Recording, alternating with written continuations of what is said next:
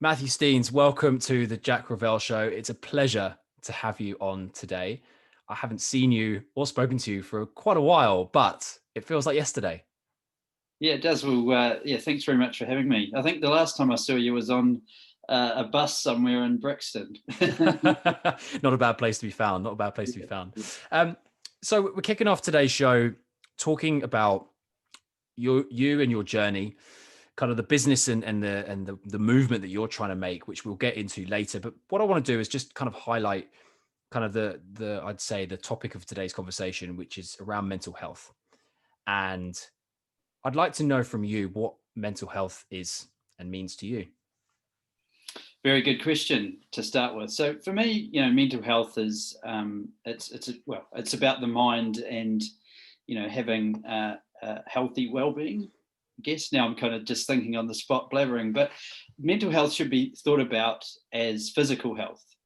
I kind of have the analogy of you roll your ankle, you go to the doctor, you do good things for your body, and you get treatment or remediation if there's something wrong with your leg, and mental health should be treated exactly the same way. You do positive things, physical, mindfulness, whatever you like.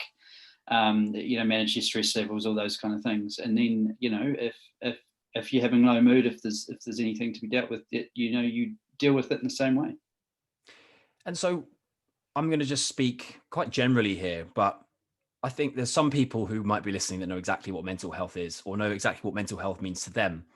But there may be some people here that are thinking, I don't really understand it, because they may have someone that has suffered with mental health in a different way to somebody else they've seen suffer with mental health. So how do we, as you said, with using the analogy, like you roll your ankle, you go to the doctor, how do we diagnose mental health? Well, yet again, a great question. Mental health is sort of the umbrella term, like physical health. And there's a whole wide range of things there, from, depression, anxiety, to eating disorders, to, bipolar, et cetera, et cetera. And I guess it comes with, I suppose, people around you. If people notice different things about you, they might support you to kind of get a diagnosis at a young age, from different things, to understanding yourself. I think one of the things with, again, coming back to that physical thing, you kind of know if something's not right, if you're limping or what have you, and you really need to be. It's about a process of being self-aware. Going down a rabbit hole, you could talk about how men are, stiff upper lip and try not to do things like that. And that's part of the problem, is we should face up to mental health like that. The problem is we can't see it. Like, if you are limping, it's obvious that you've got something wrong with you. If you are overweight, it's something, it's obvious that you maybe need to lose some weight. Or if you've got a gouge coming out of your left arm, and it's obvious you need to go and see someone. But mental health is invisible. And I think that there's a lot of people that don't necessarily know what to look for, and what the signs are for if somebody is potentially experiencing mental health or going through something that could be classed as mental health. So what would you say are the symptoms, the signs, the clues, the pointers towards someone that may just need that bit of assistance, that bit of, are you okay? A really good thing, a session I had recently, was with a guy talking about your traffic light system. And it's almost like, if you have a partner or your family or whatever, ask them what things you do or don't do when you get stressed. So stress is kind of it's a really good indication of where you're at mentally. Long-term stress can lead to depression, anxiety. And so if you think about that, so what do I do when I get stressed? So it started in like a traffic light system. I'm not stressed at all. For me, I'm like, I listen to all kinds of music. I eat really healthy. I go for walks, and I'm, read books and stuff. As I go up to an orange, my eating habits change. I don't read as much. The music I listen to changes. I'm sure there's a whole wide range of things. And then when it's like stressed, I eat rubbish. I listen to just gangster rap. And so they could have some really hilarious things in there, and that's kind of a way of triggering. You're like, oh, catch yourself doing a certain thing, is kind of see where you are in that process. And again, I suppose stress isn't always a one for that's going to impact for and your mental health. People have different triggers and different risk factors, but that's a good starting point, because I think if we particularly look at the pandemic, people working hard in isolation, stress of being in isolation, not seeing your family, can kind of heighten those things. You're absolutely right, and the pandemic has been a number of things for a number of different people, and it has been, to put just an interesting spin on it, I've spoken to some people and it's been the best year of their life. I've spoken to other people, it's been the worst year of their life. I've spoken to some people and they just don't know what sort of life they've had. And that just shows that we're all confused, right? We're not in the same place. And I think more than ever, we need to be a community. We need to be together. We need to understand what each other are going through in order to be able to come out of this in the right way. I think that one thing that we haven't yet tackled and realized is that the ongoing effects of this year is going to be, it's not going to be a quick fix. Yes, the economy will survive. Yes, the pandemic will probably find a vaccine, all that sort of stuff will get cured. But the ongoing mental health issues that people have suffered from this year are something that they haven't yet decided or how to tackle, which I think is a big problem. You, from when we've spoken in the past and since we've spoken, recently, I know that you don't mind me saying this, but you've also struggled with some mental health of your own. Would you mind sharing with us what your journey has been like through this, and kind of what it's led you to do now with Stigma Statistics? So I think from the start of the pandemic, it was summer. I was pretty positive. I was, in quite a good place. Things were happening with Stigma. Again, we'll come back to that. Then, there was a whole lot of factors, like friends leaving the UK.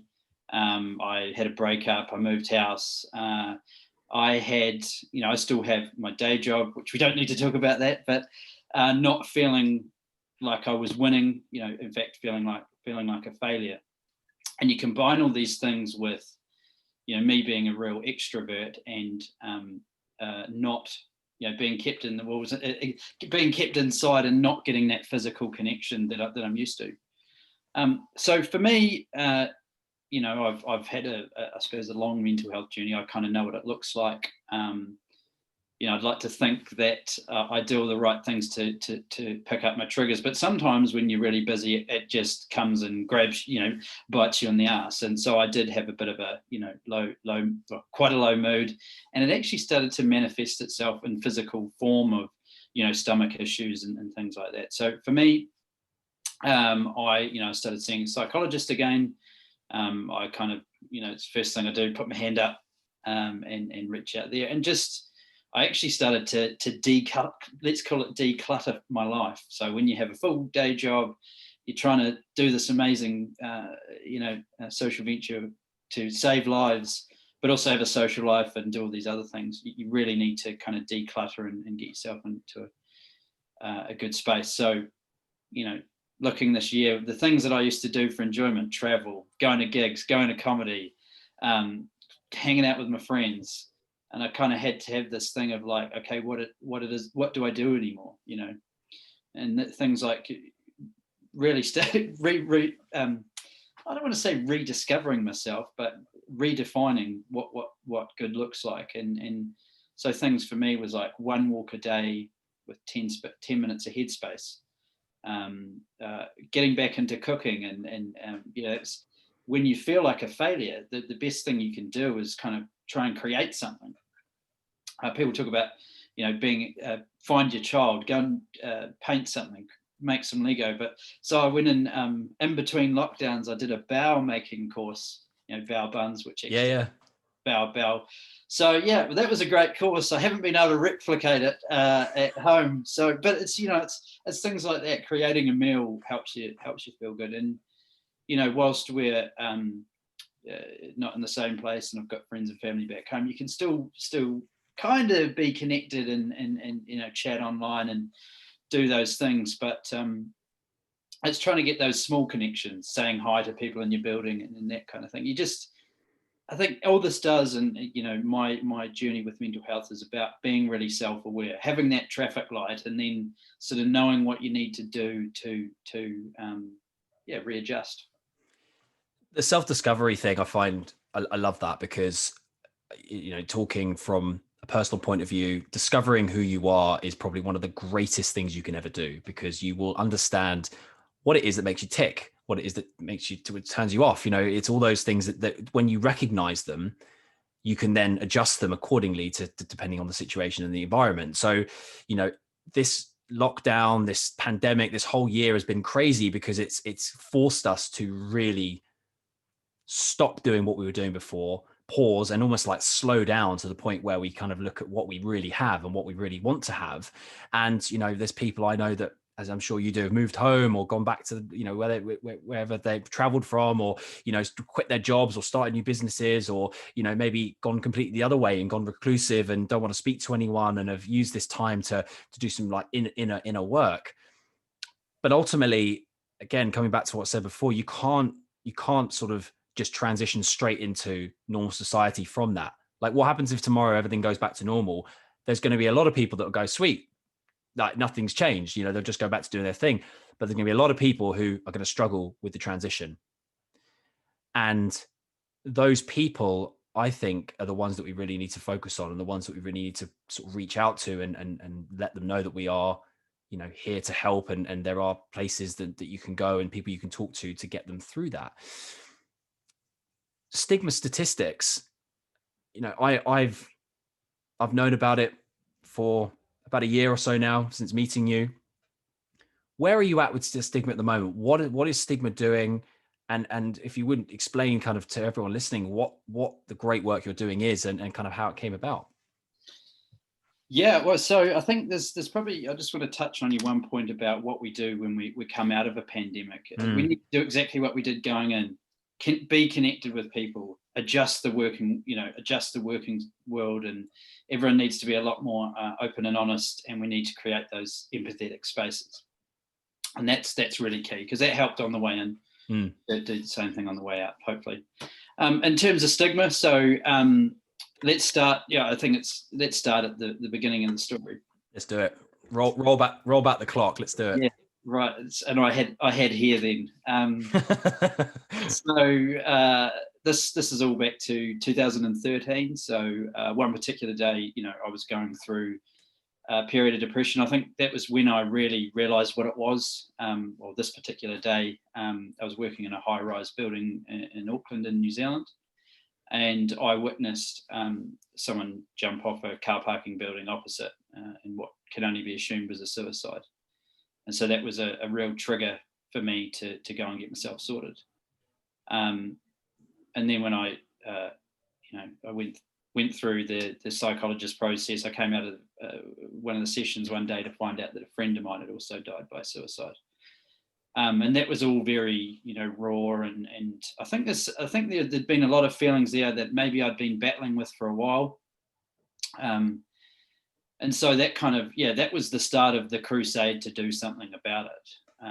And we can kind of come back to that. But fast forwarding to this year. So Stigma Statistics is about enabling suicide prevention through data and technology. And so we have developed a web-based platform for the collation, sharing, analysis, and reporting on suicide information. And so there's a number of components to it, but again, we can come back to that. The pandemic has been both a help and a hindrance for us. So since the start of lockdown, we completed our first pilot case study in Cambridgeshire and Peterborough. We landed a first paying customer in Kent and Medway, which is really good. And more recently, we're kind of moving into monitoring technology. So we got hardware devices that we can put on high risk areas and kind of monitor for suicidal behaviour. But really what we want to do is kind of split it into, we've got 4 pillars now. So the first piece is around, let's call it education and research. So having evidence-backed functionality in the platform. There's a piece around, building awareness and educating on the benefits of using technology and data for suicide prevention. Certainly in the markets that we operate in, needs that burning platform theory, but we'll come back to that. And the third pillar being what I'm calling people safeguarding analytics. So this is the real-time suicide surveillance. This is the high-risk location monitoring. And the fourth pillar kind of brings everything together with understanding. So how can we use all of these pieces to prevent suicide and ultimately save lives? And suicide, I mean, is it understood from the research you've done?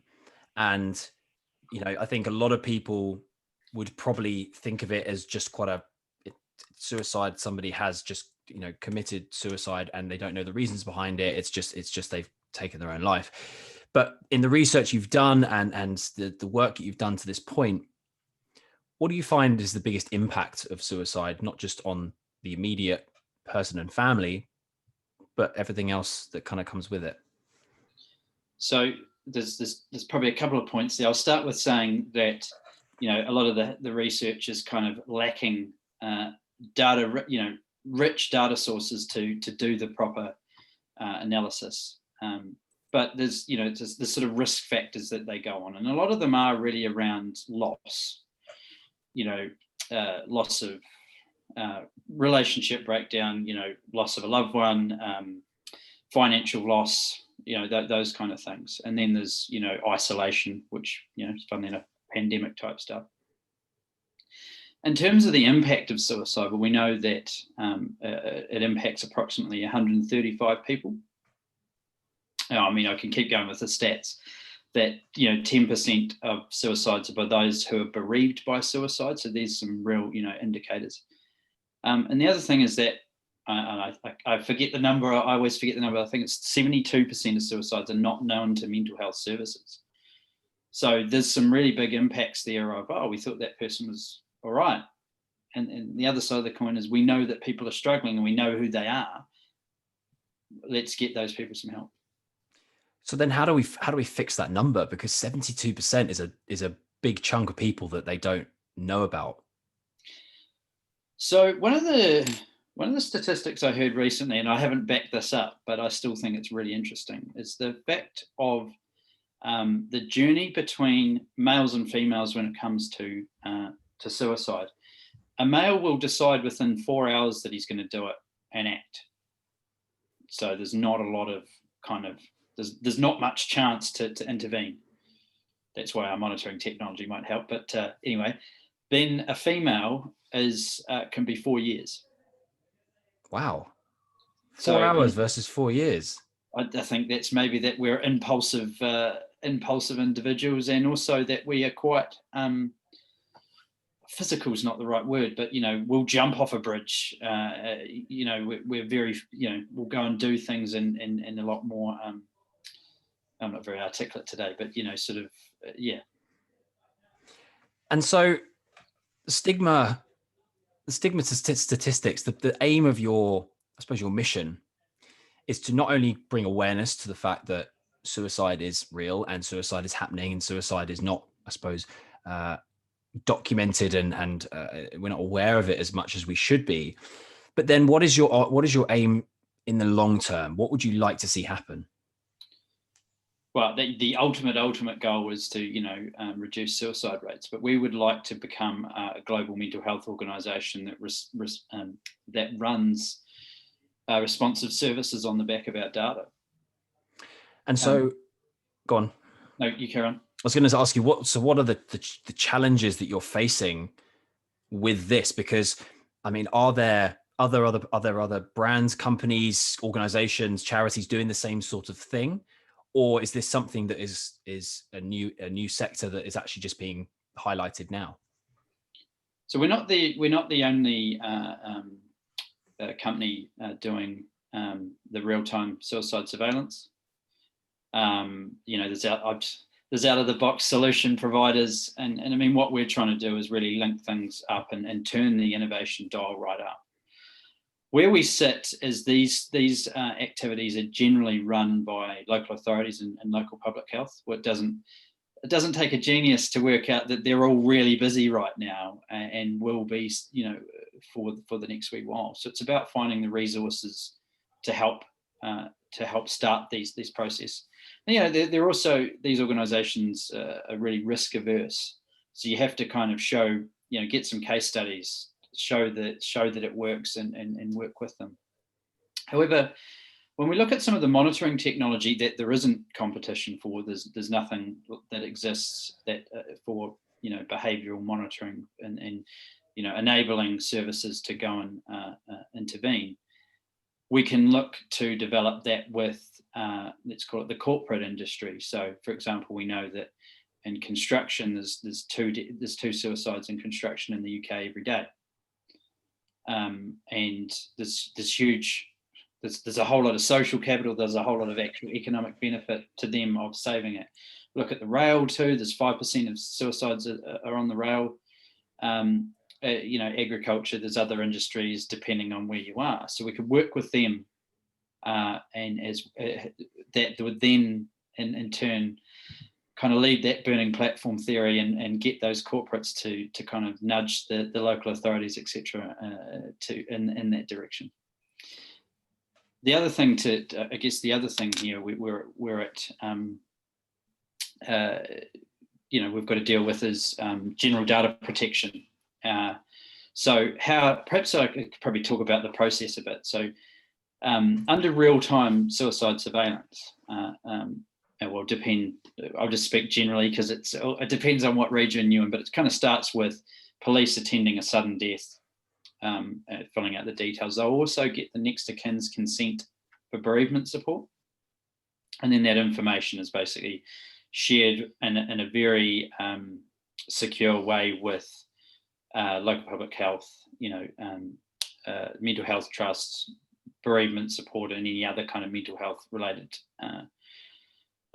organisation, to one, ensure that everyone's supported that's associated to that death and bereaved, and then ensuring that all the details of it will lead to further prevention.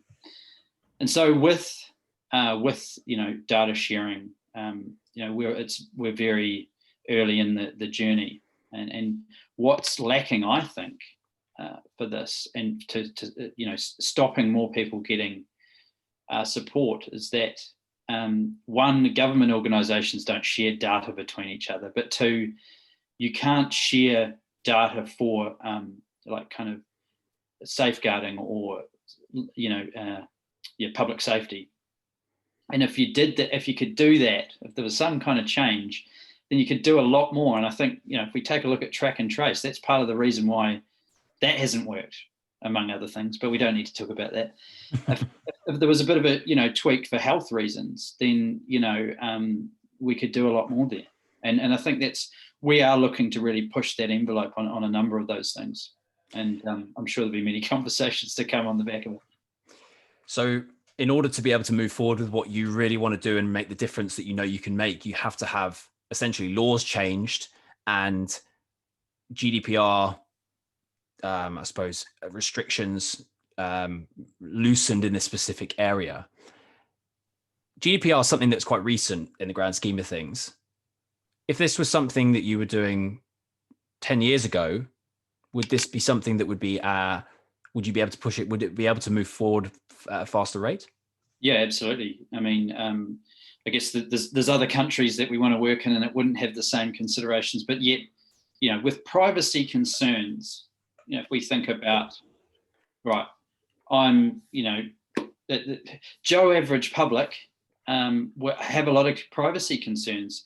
Your Cambridge Analyticas, you everything that's going on in the world, and they're very conscious of that. If you've got someone that's in, a bereaved situation, they're probably, there's a whole lot of things going on in their head. They haven't thought about it. So we still have to be very careful. And whilst GDPR can be a hindrance, it can help to do it the right way. So I think there's conversations to be had about developing that in the right way. And one of the things you can do under GDPR is refer a friend type functionality, but you still need to be able to identify those. So that I think really what in an ideal world, you could identify, people from social media, what groups they're interested in, and be able to say, I think someone needs to go and have a conversation with that person, and signpost them to services that are around. Because kind of looping back to what we were saying earlier about noticing when somebody might need help, or noticing when somebody might be in that position where they need to be referred to somebody that can do a bit more help than what just a friend can do. On the very basic level, I think everyone can ask everyone they meet, how are you doing today?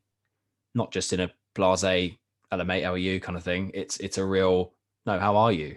Because I think that's a sometimes forgotten gesture that we all just kind of pass up. I've got Australian cousins and they always laugh at me for saying, whenever I say, hello mate, you're right. It's he sort of looks at me with a queer eyebrow, sort of like, yeah, I'm fine, thanks. Why'd you ask? What do you mean? What do you mean? Do I not look all right? Yeah. Exactly. And it's just what I used to think. Yeah, just an English idiom type thing. But on the serious note, you need to be able to ask that question to somebody and it come across in the right way, because people, and again, especially Brits, we do have a very stiff upper lip, and we do tend to sort of think, oh no, it'll be okay, it'll be all right, I'll just get over it, I'll be fine tomorrow, whatever you want to say. But recognizing when somebody is in that position is actually probably key to putting them in touch with someone like yourself to be able to go through the process in order to be able to get the support they need. So when it comes to the technology you've got and tracking and sort of, I suppose, keeping in touch with the sort of people that might be at risk, what have you got what have you got on the horizon, or what is the plan for being able to launch that out into the greater public? So probably start by saying that, all the technology and all this, all the weird and wonderful things that are coming up, it still requires someone to be there on the end to deliver that service. Because everything we're talking about does need a human touch. It does need, someone coming up on a railway platform or wherever it is, and asking that "how are you" question. And that's the bit that I think kind of, de-risks the whole thing and makes it a bit more human. There still needs a service. So what are we doing? So there's a couple of things. I think I always say there's a couple of things, or there's two things. But so we're trying to roll out this high risk location monitoring. We can't really say where, because it kind of defeats the purpose of saying where it is. The problem with that, and like with the real-time surveillance, is that there's not services everywhere to deliver that. So I know, like, for example, we know that at Beachy Head, there's the chaplains that patrol the cliffs. There's other organisations like, Samaritans and also things called street pastors, which kind of look after, go and talk to homeless people. They do a whole lot of things. But there's no one service in each region. Like there's not a bereavement service in every region. So that's, when someone's died by suicide, they'd get a call from that service and try and start a very, I don't want to say specific, but very empathetic process. So we're trying to work with the areas that have that service for a start. And then we want to work with the local area to help develop those services. We've been talking with Johnny Benjamin, who's an OBE, and he's the stranger on the bridge. I don't know if you've heard that story. It's a fantastic story that they made into a documentary, and I think it's even a book, where Johnny was in a mental health hospital, and I think it was Waterloo. He escaped, was going to jump off the Waterloo Bridge, and was talked down by a stranger on the bridge. Basically 7 years went by, and then he started this journey to find him. Then they became good friends, started charity together. So we want to kind of replicate that, create more stranger on a bridge moments, but also have someone like Johnny leading that to create the service, because he understands it. He's been out around the world kind of helping develop those sort of services. And it'd be really great if we could, link up more people like that and kind of share that in a kind of peer-led way. One thing that comes to mind is the stigma of the word suicide. It's quite a bold word. Polarizing, yeah. Yeah. And for most people, it's sort of a move away from rather than a move towards type word, which shouldn't be the case at all. And using the example you just gave about the stranger on a bridge, I think that most people would potentially freeze in that situation and maybe not do anything about it, or maybe call someone else to do something about it, or get scared themselves, or whatever it might be. But it's sort of, because I think it's a stigmatized sort of, a phrase, a condition, I think the knowledge around it is lacking. So how can we destigmatize suicide, and so that it is much more, I suppose, spoken about and is a lot more knowledgeable, so that people can recognize it and also help people that may be going through it? The Zero Suicide Alliance, which is a UK organisation, founded by 3 or 4 people. One of them is a guy called Steve Mellon, who's a fantastic guy who lost his son to suicide. They have online training, and there's a couple like Pathway, 5-10 minute videos, but there's a 20-minute video on suicide awareness. I think that absolutely everyone should watch that video. And one of the key things about it is, if you think someone's suicidal, it's okay to ask them straight out, are you suicidal? It's not going to put an idea in their head. It's going to open a conversation. And I mean, sure, you probably just don't come out and say that straight away, but we need to teach people how to have these empathetic conversations. How are you? No, how are you? And yeah, I recommend that for everyone. In fact, my day job's at Ernst & Young, and I am trying to get that to everyone at Ernst & Young, because I just think it's fantastic. In terms of what do we do to destigmatize it, make it less taboo, we need more people talking about it. I love the analogy of when I first got to the UK, and I think this is kind of a sign of the times of how we've moved on. But if I mentioned suicide, you get that everyone just stiffening up. So people are certainly a lot less stiff, or maybe I just I don't care or keep talking about it. So we need more people to be vocal about it, and it needs to come from higher up. Role models talking about their challenges with mental health, and if they anything around that, because then it becomes normalized to talk about it. I think that has happened in the last 2 years or so. We've seen a lot of celebrities step forward and become, ambassadors, advocates, even examples of people that have had mental health in sort of a celebrity style or higher place, so that people on average Joe can kind of look at that and go, oh well, so and so had it, so therefore it's okay for me to actually say something about it and move forward with it. I think as I said at the very beginning, the topic of mental health is so broad and can be so, I wouldn't say small, but it can be so the range in which someone can have mental health is quite large. So being able to talk about, say, suicide, and then talking about someone who might be just starting having a bit of anxiety or depression, that they lead into everything, they lead into each other.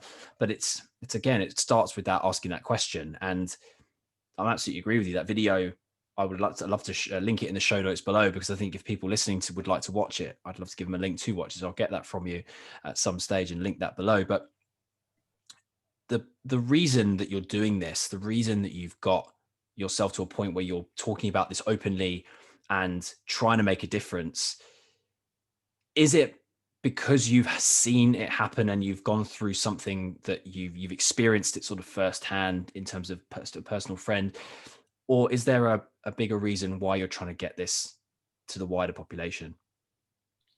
Yeah, it did. I mean, it obviously kind of started with that journey, but I guess, if I'm completely honest, there's probably been moments when, I couldn't go on a railway platform, just in a really low mood, didn't know what was going to happen. And so I think there's a part of this that's like, I've had this experience, I've seen what's happened. We can do a lot more. And yeah, I think this has been a real thing of like, no, I've got technology experience. I've seen it at work in other industries and things. We can apply the same logic to suicide, and it doesn't have to be taboo. We can apply that, and I've had the real struggle, and certainly recently, of kind of a crisis of purpose. I want to do all these amazing things of saving life, but you still need to have a day job to be able to eat and do these things. And yeah, I kind of lost my train of thought there, but it is really I guess a calling that's really developed in me. I've always had an entrepreneurial mindset, wanted to do something, but when you've got purpose and you've got that real connection to what you're doing, day in, day out, it's really good. And that's what's gotten me through low mood. That's what's gotten me through the difficult days. Someone was calling me sort of how persistent I am, and this term anti-fragile, that when you have challenges, it's like you break but you come back stronger. And certainly the last 3 years, if not longer, when these things have happened, I've kind of come back and thought about it, learnt from that, and developed. And when you're doing something in this space, it is going to be really hard. But if you've got that purpose to move forward, it's a really good thing. And one of the someone told me, I think this was probably 18 months ago, 2 years, that what I'm doing is going to take 10 to 15 years. Well, you kind of like laugh at them and go, no, I can do that quick. But it really is a roller coaster ride. I've got on one of my screensavers, I don't know if you can see that. Well, obviously the listeners can't see that, but it's a big squiggly line of what success really is looked like. There's another part of the photo where there's kind of a linear increasing line, whereas this is just a big pack of squiggles.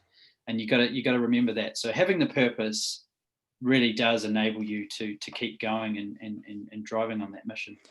It's the why. It's what it comes down to. It's why you're doing it. I have talked about this before on previous episodes, and I love it because it really does hammer home kind of what somebody gets up every morning for, works their nuts off for, and ultimately goes to bed with a smile on their face, knowing that they're making a difference. It's why they do it, not what they do or how they do it. It's why. Simon Sinek is a great example. He does a fantastic TED talk. If anyone hasn't watched it yet, go and have a look. It's got 20 million hits, and it's awesome. And he talks about the reason why somebody either starts a company or does what they do. It's because there's a reason for them doing it. Not what they're doing is irrelevant, and how they do it is irrelevant. And it's usually a lot of companies that you see that look great on the surface don't actually have their why solidified. They have the what and the how, and that's great, but it doesn't last because they haven't got the why. Apple is a great example. Apple knew that the reason why they were building their products, and Steve Jobs had his vision for doing that, and yet it didn't matter that they weren't the only computer company at the time. They weren't the only people doing their thing, but yet people bought them because they bought into why they were doing them. And I think that I'm also very new in my sort of entrepreneurial journey, as I'm sure you are as well. And I think the struggle comes from that persistence and that resilience that you talk about. I like to think of resilience as being able to get up after you've been knocked down stronger than when you first got knocked down. And ultimately you will be broken in certain parts of your body in pieces, but what glues that back together is the courage to continue going forward. And, I think, speaking from somebody who knows you, but also has seen your journey develop from when we first met through to now, I can see that you've got the passion and the drive to want to make it work and actually get it out to the bigger, wider audience, because it means something to you. And hopefully it will mean something to other people as well when they hear your story and hear your journey. Yeah, you're 100%. You know, I think I spent a number of years reading this sort of the business books. You know, your Simon Sinek's, you know, I can list off ones I really like. The Start Something That Matters. I think that's the Blake, the Tom's Blake guy. You know, Heart to Start, and I think that was actually a Starbucks book. But there's a range of stuff. And what is really lacking from, I think, a lot of companies is really that starting with why, and they miss that. You know, pitching. People start pitching and telling you about a skincare range, but actually they haven't told you that they've struggled with eczema, and that's their purpose. That's what keeps them going. Yeah, and I really think that more people need to think about that. What are the biggest challenges you found with starting a business in, let's be honest, a market or industry that's not exactly got, I would say, customers lining up around the corner to sign up with you willy-nilly? So what's been that challenge for you in finding yourself in this space? Well, let's just go over start with saying it's fucking tough. So, you know, when in sort of any entrepreneur conversations start with, are you B2C or are you B2B? You know, business to customer, business to business. No, we're B2G, B to government. So it's really hard to find the right, you know, users and customers. So kind of different things. And it took a very, very long time. You know, public health directors, suicide prevention leads are not, you know, they're not out on the street sort of saying that's what they do. It takes it's, you know, I suppose it's taken 3 years of kind of coming to these groups, telling my story. Well, learning to tell my story was probably the first thing. So you told your story, and then it starts to, people are like, oh, it's not just a big corporate trying to come and, you know, take money from us, because obviously, you know, everyone here doesn't want corporate money. They want it to be either in-house or whatever. So it's taken that while to sort of build up trust and develop my own story. So the reason that I think I've been able to succeed is by building the right networks, you know, getting connections with the right people because they believed in what I was trying to do and could see that, you know, I was in it for the right reasons.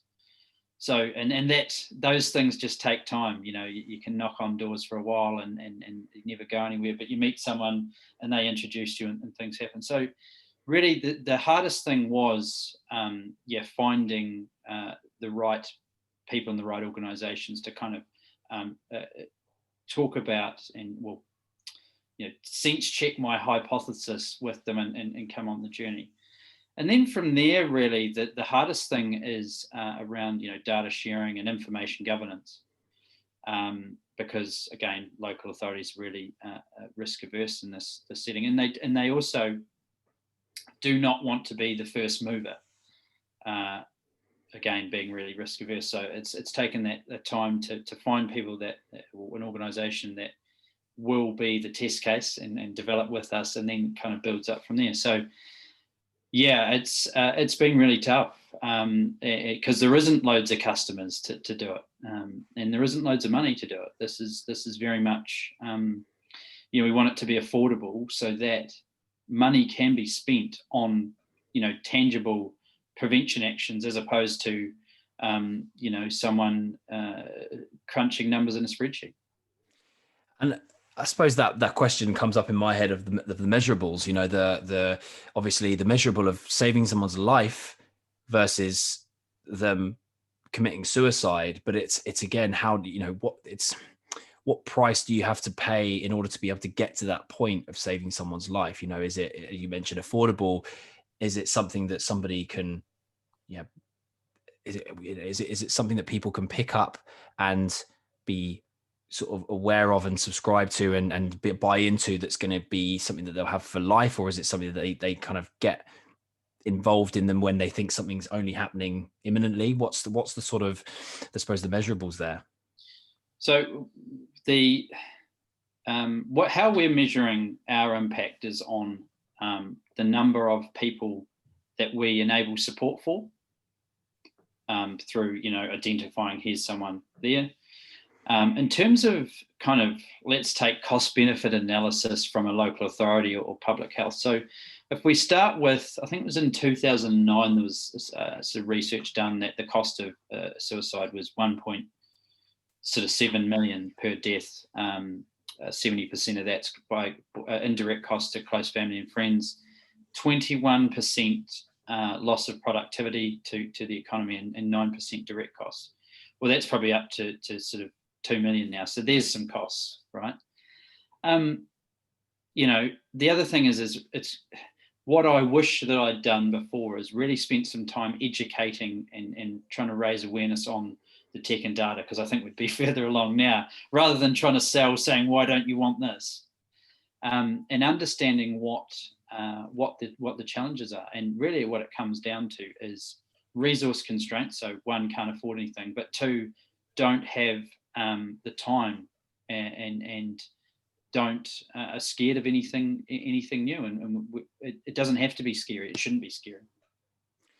So what can we do on ground level to make this more of an awareness, not just for people understanding a bit more about it and creating that de-stigma around the word suicide, but also taking it that step further and helping you in your mission to get this into the government, get this into, the rule books being changed, get this into the wider population? Well, isn't that I was about to say the $1 million question, but I won't say $1 million question. Isn't that's the 5,691 people's lives question, because that's the amount of people that died suicide in England and Wales last year. What can we do?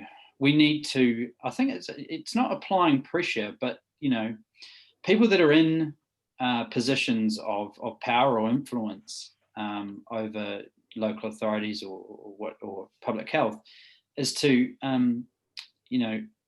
start to push and show the benefits of data and technology and information sharing. I think there's 108 coroners in the country, and they all have different opinions, and it's talking to them and saying, hey, look, have you seen this? Sharing the kind of work of how data and technology can enable. And look, I'll put my hand up and say, there are other solutions out there, are things, but we need to share those lessons together. Let's talk about it openly together. So for, there's a role to play of big tech here. Let's talk about it openly. Do they have the trust? Maybe not, but they've got the network. In terms of, grassroots, I think it's, again, having those open and honest conversations and being empathetic, continuing that, how are you today? Looking out for, close friendly and friends, but also your neighbours. We're in a remote, compact, refined world. As I look around my room, looking out for people. There's different tiers. Look out for close friendly and friends. Try and promote the awareness around what data and technology can do, but also that you should talk about things and be open. And then really that top one of putting pressure onto key stakeholders to do this. As you said, it starts with a human at the end of the day. This data can't be put in anywhere if the human doesn't get in the position to put it into that machine, into that system, into that data. So looking at it on a grassroots scale, it comes back to just asking those very simple questions to anyone, because mental health, on any end of the scale is a serious and can be quite can be a fatal thing, and it's not something that just comes and goes. It's something that can stay with someone forever.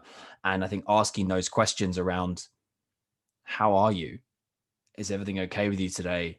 How have you been? It's those questions that can sometimes just trigger ever so slightly someone just to open up. And if they can open up to you as a friend, then, it gives that person the extra link to be able to go, right, well, I see what's going on with that person, I can now get in touch with Stigma Statistics. I can get in touch with government. I can get in touch with whoever it might be that is in their area that allows them to be able to help that person. We've seen wonderful things happen. I think it was the first time I met you, and I was, there's me and a couple of other people telling our stories, and then for some really